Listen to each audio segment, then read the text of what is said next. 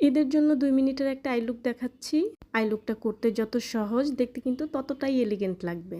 So চলো দেখে নেই কিভাবে করেছি। প্রথমে এই আইলিডটা খুব সুন্দর করে কনসিলার দিয়ে ব্লেন্ড করে নিয়েছি। এরপর একটু পাউডার দিয়ে সেট করে নিলাম।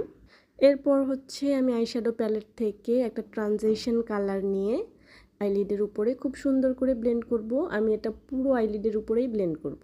তোমরা দেখতেই পাচ্ছ ভিডিওতে আমি কিন্তু কালারটা খুবই হালকা ইউজ করেছি।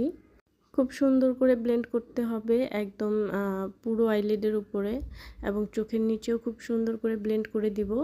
চোখের নিচেও কিন্তু আমি শুধুমাত্র এই ট্রানজিশন কালারটাই রাখবো, আর কোনো কালার ইউজ করব না। এরপর হচ্ছে আমি লাইনারের যে লাইনটা থাকে এই লাইনটাতে ইউজ করছি হচ্ছে ডার্ক মেরুন কালার। এখানে তোমরা চাইলে তোমাদের আউটফিট অনুযায়ী কালার ইউজ করতে পারো।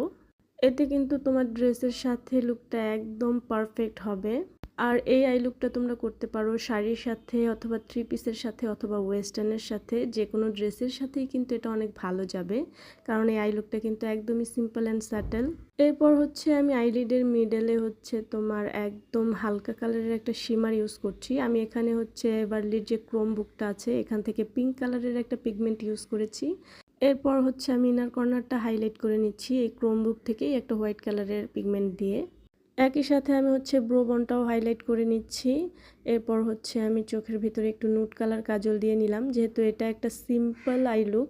সো এখানে সাদা কাজলটা দিলে কিন্তু ভালো লাগবে না, তাই হচ্ছে আমি নুট কাজলটা ইউজ করেছি। এরপর হচ্ছে মাস্কারা পরাই নিব। এরপর হচ্ছে আমি লাইনার টানবো একদম চিকন করে। চোখের উপরে আমি যেই মেরুন কালারটা ইউজ করেছি সেই কালারটা যেন একদমই ঢেকে না যায়, সেই দিকে খেয়াল রেখে আমি একদম চিকন করে একটা লাইনারের লাইন টেনে নিয়েছি।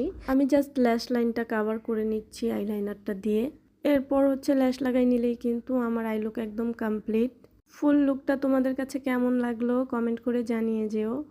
অনেক ব্যস্ততার মাঝেও তোমাদের জন্য ভিডিও নিয়ে আসছি, কারণ তোমরা যেন সুন্দর করে সাজতে পারো ঈদে। সো লাইক কমেন্ট শেয়ার করতে ভুলো না। আজকে এ পর্যন্তই। আল্লাহ হাফেজ।